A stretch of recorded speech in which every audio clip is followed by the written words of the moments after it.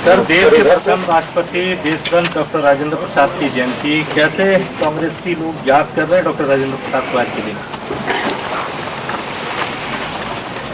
देखिए, डॉक्टर राजेंद्र प्रसाद जी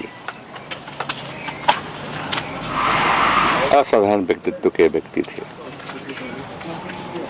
सादगी से भरा जीवन उनका।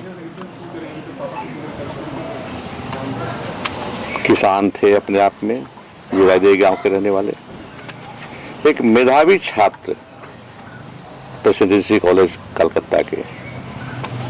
मुझे संस्मरण याद है, मैं पढ़ा हूं कि आईए के समकक्ष जो परीक्षा होती है उसमें उन्होंने परीक्षा दिया था। एक पेपर एग्जामिनर जांच किए, नंबर नहीं बैठाए, उसके ऊपर लिख दिया examinee is better than examiner.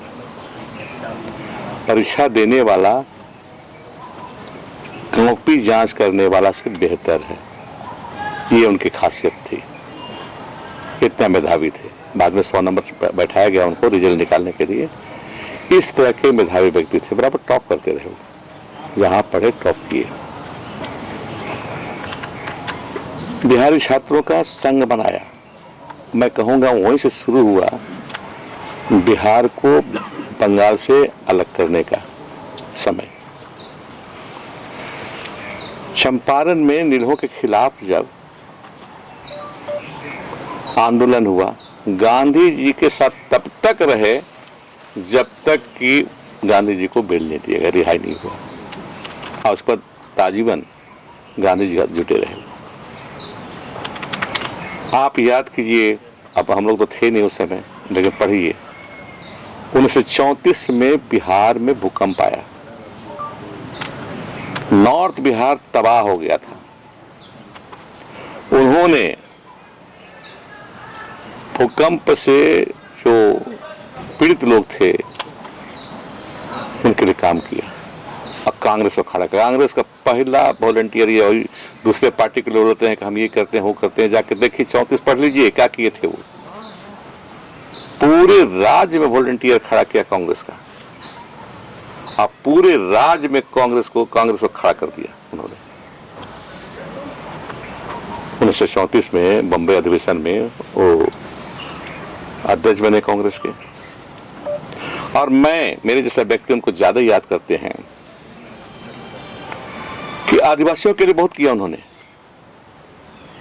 आदिम जाति सेवक संघ 1948 में बना। ऐसे तो ठक्कर बाबा पहले से बना के रखे थे, लेकिन फाइनल बना 1948 में। और राजेंद्र बाबू को आजीवन अध्यक्ष बनाया गया। राष्ट्रपति बनने के बाद किसी ने कहा कि अब तो राष्ट्रपति बन गए हैं तो आदिम जाति सेवा मंडल का अध्यक्ष बनने से क्या जरूरत है।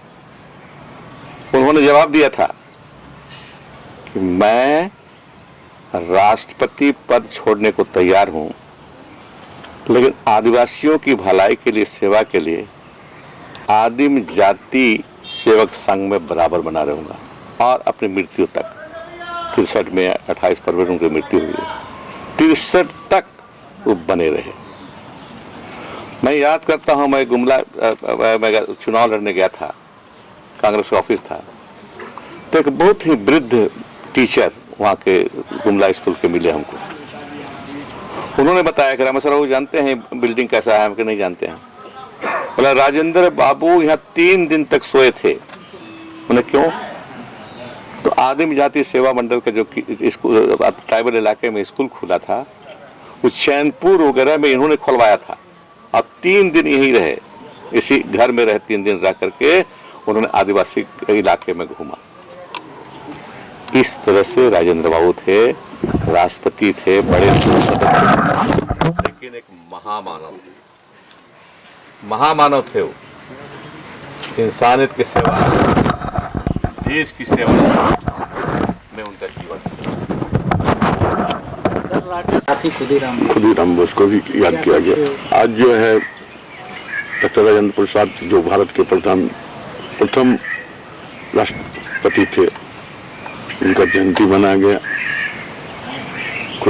खुदीराम बोस अनवर जी पुण्यतिथि भी मनाया गया।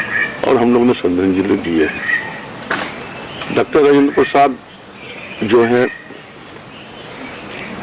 इसको भारत रत्न से नवाजा गया था और देश का प्रथम राष्ट्रपति होने का गौरव भी उन्हें हासिल हुआ था। उनकी जीवनी पढ़ने से और पढ़ना भी चाहिए। आज आपके माध्यम से नए जनरेशन जो आए हैं, उनकी जीवनी पढ़कर उनके रास्ता पर चलने से देश मजबूत बनेगी। वो सिर्फ कांग्रेस पार्टी के लिए ही काम नहीं किए थे, उन्होंने इस देश के आज़ादी के पहले से लेकर आज़ादी के बाद, राष्ट्रपति बनने के बाद यहाँ के हर तबके के लोगों के लिए लड़ाई लड़े थे, उनका न्याय दिलाने के लिए। इसलिए आज उनके जयंती पर इतना ही कहना चाहेंगे कि उनको हम याद करते हैं, उनको नमन करते हैं, उनके श्रद्धांजलि हम लोग देते हैं, लेकिन उनके आदर्श पर सबको चलना चाहिए, जिससे देश मजबूत होगी। सर, कल आप लोग पुरुषों को याद करेंगे और साथ क्या कुछ संदेश देना चाहिए? जो मौजूदा हालात और चुनौतियां देश और हमारे राज्य के सामने है, समाज के सामने है। एक तरफ देश राजेंद्र बाबू की 136वां जयंती मना रहा है, खुदीराम बोस साहब का 131वां और दिवंगत अल्बर्ट एक्का साहब का 49वां पुण्यतिथि मना रहा है।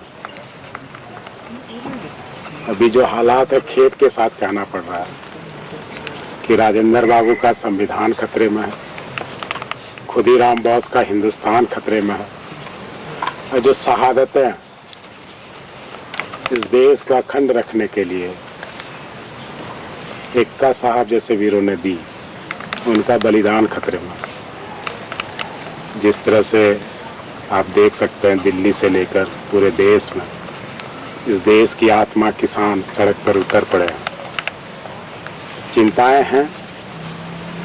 एक और कहाँ हम हरित क्रांति लेकर आए थे, जय जवान जय किसान का नारा दिया। हम लोग आज संकल्प लेंगे जय जवान जय किसान पार्ट 2 के तौर पे फिर से इंडिया के जीडीपी में कृषि के योगदान को बढ़ाने के लिए, इन महापुरुषों को सम्मान देने के लिए, याद को सिर्फ जहन में नहीं, लोगों के दिल में उतारने के लिए सरकारी कवायद शुरू की जाएगी।